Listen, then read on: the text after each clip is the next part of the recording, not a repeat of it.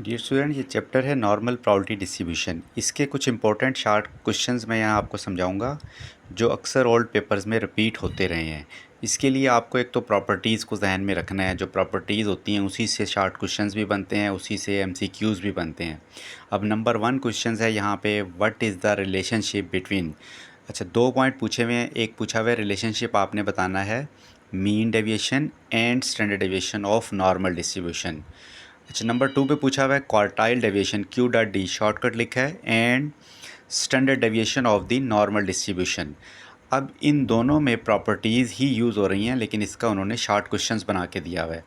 तो mean deviations के लिए आपने उसका एक फार्मूला होता है, वो जहन में रखना है कि मीन डेविएशन जो नॉर्मल डिस्ट्रीब्यूशन में है वो है 0.7979 सिग्मा। ये डायरेक्ट आप लिख सकते हैं, या अप्रॉक्सीमेटली हम इसको कहते हैं 4/5 सिग्मा। तो ये एक प्रॉपर्टीज़ भी है और ये इसका रिलेशन भी है। इसी तरह दूसरा रिलेशन पूछा है क्वार्टाइल डेविएशन का, तो उसकी भी प्रॉपर्टीज़ है कि ये क्वार्टाइल डेविएशन 0.6745 सिग्मा यानी स्टैंडर्ड डेविएशन, और इसको अप्रॉक्सीमेटली हम 2/3 सिग्मा के इक्वल भी लिख सकते हैं। तो ये दोनों प्रॉपर्टीज़ हैं और ये शॉर्ट क्वेश्चंस में इस तरह पूछा जा सकता है कि मीन डेविएशन और स्टैंडर्ड डेविएशन का रिलेशन बताएं और क्वार्टाइल डेविएशन और स्टैंडर्ड डेविएशन का रिलेशन बनाएं नॉर्मल डिस्ट्रीब्यूशन में। तो ये दोनों प्रॉपर्टीज़ आपने याद करनी। इसी तरह ये दूसरा एक शॉर्ट क्वेश्चंस है कि नॉर्मल डिस्ट्रीब्यूशन μ4 यानी फोर्थ मोमेंट, उसका आंसर बताया हुआ है 1875। अब उसके साथ आपने मालूम करना है सिग्मा एंड μ3। अब सिग्मा जो यहाँ पे नोटेशंस है, ये आपको पता होना चाहिए कि ये पॉपुलेशन के स्टैंडर्ड डेविएशन को जाहिर करती है और ये थर्ड मोमेंट्स है। अब ये दोनों चीज़ें कैलकुलेट करनी है μ4 की मदद से। अब आपने नॉर्मल डिस्ट्रीब्यूशन की एक तो प्रॉपर्टीज़ हैं कि नंबर 1 आपने याद रखना है कि जितने भी odd order moments about mean होते हैं वो ज़ीरो होते हैं। ऑड का मतलब है μ1 μ3 μ5। तो यहाँ पे μ3 लिखा हुआ है, तो उसका आंसर आप डायरेक्ट लिख सकते हैं कि μ3 इज़ इक्वल टू ज़ीरो। अगर इसके साथ रीज़न देनी है तो वो आप प्रॉपर्टीज़ मेंशन कर सकते हैं कि नॉर्मल डिस्ट्रीब्यूशन में ऑड मोमेंट यानी 1 3 5 ये ज़ीरो होते हैं। इसी तरह μ4 और μ2 ये एग्जिस्ट करते हैं। इसका आपको फार्मूला याद करना पड़ेगा कि μ4 इज़ इक्वल टू 3 सिग्मा की पावर 4।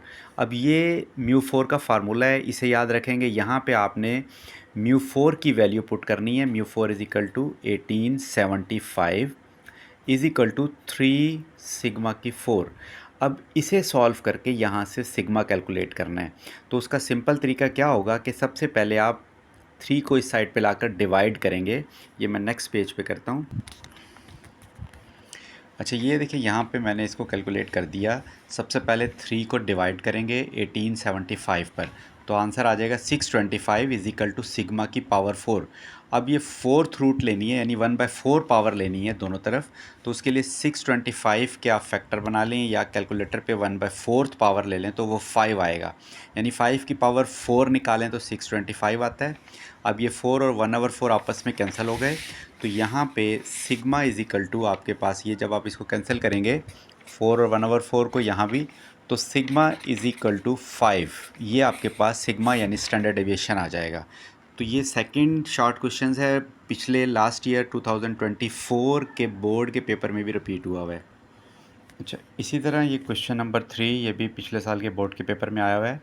इसमें लिखा हुआ है एक्स, इसको हम पढ़ेंगे फॉलो करता है। एन का मतलब नॉर्मल प्रोबेबिलिटी डिस्ट्रीब्यूशन, और ब्रैकेट में 100 और दोनों 100 लिखे हैं, और इसमें कैलकुलेट करना है मीन डेविएशन। तो यहाँ पे आप ये बात याद रखें कि नॉर्मल डिस्ट्रीब्यूशन को आम तौर पे हम लिखते हैं एक्स फॉलो करता है नॉर्मल डिस्ट्रीब्यूशन को। यहाँ पे आप पहला पैरामीटर इसका मीन और दूसरा वेरिएंस, इस चीज़ की वैल्यू यहाँ पे शो होती है। तो अब इसको जब कंपेयर करेंगे तो here mu is equal to 100 और सिग्मा स्केयर जो है ये भी आपके पास यहाँ पे 100 है। तो अब ये दोनों वैल्यूज़ आपने, ये जो इक्वलिटी का एक निशान डाला हुआ है फॉलो करने वाला, यहाँ से आपने ख़ुद जज करनी है और इसे याद रखना है कि जो फर्स्ट वैल्यू होती है मीन की और सेकंड वेरिएंस की, वेरिएंस को हम सिग्मा स्केयर लिखते हैं। अब इसमें मीन डेविएशन कैलकुलेट करना है, तो मीन डेविएशन हम पहले भी कैलकुलेट कर चुके हैं कि मीन डेविएशन का फार्मूला है 0.7979 सिग्मा। अब यहाँ हमारे पास सिग्मा स्केयर है, सिग्मा स्केयर होता है वेरिएंस, और सिग्मा जो होता है वो इसकी अंडर रूट लेने से 100 की अंडर रूट लेंगे तो सिग्मा इज इक्वल टू 10, ये कैलकुलेट हो जाएगा। अब यहाँ आप पुट करें 0.7979 और मल्टीप्लाई बाय 10, तो ये बन जाएगा 7.979। ये हमारे पास मीन डेविएशन कैलकुलेट हो गया। इसी तरह एक और शॉर्ट क्वेश्चन देखें, ये भी 2023 के बोर्ड के पेपर में आया हुआ है। सेम एक ही तरह की प्रॉपर्टीज़ रिपीट हो रही हैं। इस स्टेटमेंट में लिखा हुआ है in normal distribution mean and standard deviations are 25 and 5 respectively, यानी कि जो शुरू में वैल्यूज़ है वो मीन की है और जो स्टैंडर्ड डेविएशन की सेकंड वैल्यूज़ है। इसमें हमने कैलकुलेट करना है mean deviation and quartile deviation. तो मीन इज़ इक्वल टू 25 और स्टैंडर्ड डेविएशन को आप ज़ाहिर करते हैं सिग्मा से, इज़ इक्वल टू 5। अब कैलकुलेट करना है इसमें मीन डेविएशन, तो ये सिंपल है। मीन डेविएशन की प्रॉपर्टीज़ के तहत आपने फार्मूला याद रखना है। Mean deviation is equal to 0.7979 sigma. Sigma जो स्टैंडर्ड डेविएशन है उसकी वैल्यूज़ यहाँ पुट कर देंगे, 7979 सिग्मा की जगह 5। इसको जब आप मल्टीप्लाई करेंगे तो ये 3.9895, तो ये मीन डेविएशन कैलकुलेट हो गया। इसी तरह क्वार्टाइल डेविएशन, वो भी आपने Q dot D is equal to 0.6745 sigma. अब यहाँ पे 0.6745 सिग्मा की जगह आपने 5 पुट कर देना है। इसको मल्टीप्लाई करेंगे तो 3.37 समथिंग इसका आंसर आ जाएगा। तो ये एक और शॉर्ट क्वेश्चन जिसमें नॉर्मल डिस्ट्रीब्यूशन का मीन और स्टैंडर्ड डेविएशन गिवन था। मीन शुरू में 25, स्टैंडर्ड डेविएशन 5, तो क्वार्टाइल डेविएशन और मीन डेविएशन मालूम करना था। मीन डेविएशन की ये प्रॉपर्टीज़ है 0.7979 सिग्मा, इसको याद रखना है। इसी तरह क्वार्टाइल डेविएशन का ये फार्मूला है 0.6745 सिग्मा। सिग्मा की जगह वैल्यूज पुट करेंगे, मल्टीप्लाई करेंगे तो इसका रिजल्ट आ जाएगा। ये एक और क्वेश्चन, ये भी लास्ट ईयर के पेपर में आया हुआ है। सेम उसी पिछले पैटर्न का है। The standard deviation of normal distribution is 4, find third and fourth moments. अब स्टैंडर्ड डेविएशन यानी सिग्मा आपने रख लेना है 4 और third and fourth moment μ3 and μ4 मालूम करना है। तो पहले भी ये क्वेश्चन, पिछले एक शॉर्ट क्वेश्चन में भी ये दोनों चीज़ें पूछी थी। इसमें μ3 आपको पता है 0 होता है, all odd order moment 0। μ4 is equal to 3 sigma की पावर 4। तो μ4 यहाँ पे कैलकुलेट करना है। पहले हमें μ4 गिवन था, हमने स्टैंडर्ड डेविएशन निकालना था। फार्मूला सेम यूज़ होगा। अब आपने स्टैंडर्ड डेविएशन की जगह उसकी वैल्यूज़ पुट करनी है। ये स्टैंडर्ड डेविएशन की जगह यहाँ पे 3 सिग्मा की जगह आप 4 पुट कर देंगे, इसकी पावर 4 ले लेंगे, यानी 4 की पावर 4 लेने के बाद उसको 3 से मल्टीप्लाई करेंगे तो यहाँ पे μ4 का आंसर आ जाएगा आपका। इसी तरह ऑड ऑर्डर मोमेंट वाला हो चुका है।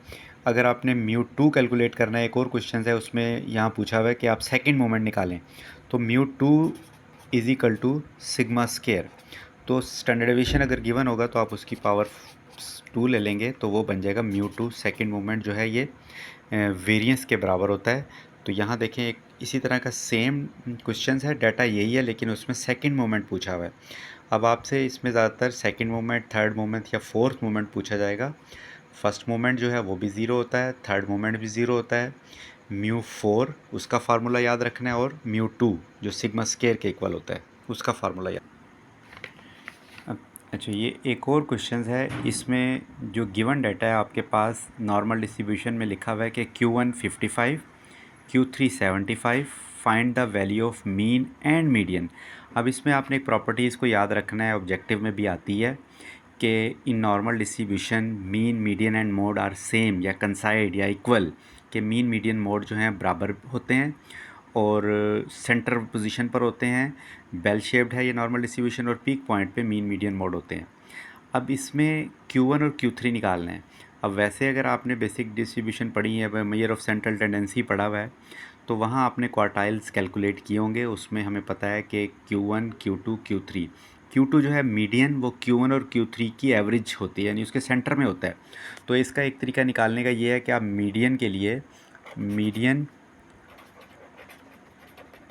Is equal to Q1 plus Q3 divided by 2, यानी Q1 और Q3 की एवरेज निकाल लें। पहले मीडियन कैलकुलेट कर रहे हैं, यानी 55 प्लस 75 डिवाइडेड बाय 2। जब आप इसकी एवरेज निकालेंगे तो वो आ रही है 65। तो मीडियन इज़ इक्वल टू 65। अब ये मीडियन का आंसर आ गया 65, तो बाकी रह गया मीन। तो मीन याद रखें, अभी मैंने आपको बताया है कि मीन मीडियन मोड जो हैं वो सेम होते हैं। तो जो मीडियन का आंसर है वही आपका मीन का आंसर होगा। Mean is equal to 65। अगर तो यहाँ मोड पूछा जाता तो वो भी 65 होता। तो ये प्रॉपर्टीज़ भी जहन में रखनी है और ये शॉर्ट क्वेश्चंस भी। इसका अल्टरनेट मेथड भी है जिसमें हम Q1 का एक फार्मूला यूज़ करते हैं। Q1 is equal to mu minus 0.6745 sigma. इसी तरह Q3 is equal to mu plus 0.6745 sigma. ये ऑप्शनल है, लेकिन ये प्रॉपर्टीज़ में आपको याद होना चाहिए कि Q1 is equal to mu minus 0.6745 sigma. इसी तरह Q3 is equal two plus में आ जाता है। यहाँ अगर आपके पास जो गिवन वैल्यूज़ हैं Q1 और Q3 की, वो दोनों पुट करेंगे तो दो इक्वेशंस बनेंगी, दोनों को आपस में ऐड करेंगे तो ये टर्म कैंसिल हो जाएगी, यहाँ से मीन निकल आएगा। जब मीन निकलेगा तो वो मीडियन के इक्वल होता है और मोड के इक्वल होता है।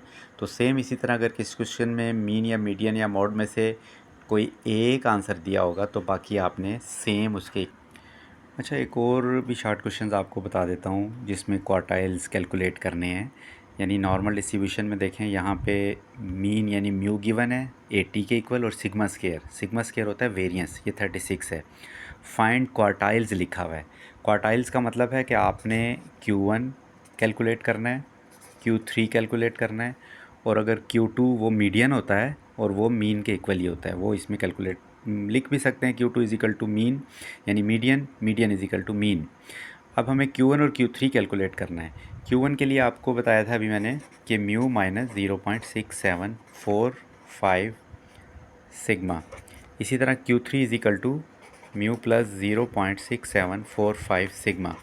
अब क्वार्टाइल्स कैलकुलेट करने हैं तो हमारे पास मीन गिवन है और सिग्मा स्केयर गिवन है। तो सिग्मा स्केयर को सिग्मा बनाने के लिए आपने पहले इसकी अंडर रूट ले लेनी है 36 की, तो ये सिग्मा इज़ इक्वल टू 6 आ जाएगा। अब हम Q1 कैसे कैलकुलेट करेंगे, बिल्कुल आसान बन गया कि मीन यानी म्यू इज़ इक्वल टू 80 है और माइनस 0.6745 सिग्मा जो हमें कैलकुलेट किया हुआ है 6। अब इसको सॉल्व करेंगे, मल्टीप्लाई करके 80 से माइनस करेंगे तो ये आपके पास Q1 का आंसर आ जाएगा। सेम इसी तरह Q3, इसके लिए आपने म्यू प्लस लिखा हुआ था तो 80 प्लस 0.6745 सिग्मा की जगह आपने 6 पुट कर देना है। तो इसे आप मल्टीप्लाई करके प्लस करेंगे तो यहाँ Q3 आ जाएगा। Q3 और Q1 दोनों कैलकुलेट हो गए हैं, तो इन्हें आप अच्छी तरह ज़रा एक दफ़ा रिपीट करेंगे तो ये शॉर्ट क्वेश्चंस आपको समझ आ जाएंगे और एग्ज़ाम में इनमें से लाजमी इसी से रिलेटेड या इससे मिलता जुलता कोई ना कोई शॉर्ट क्वेश्चंस आता है।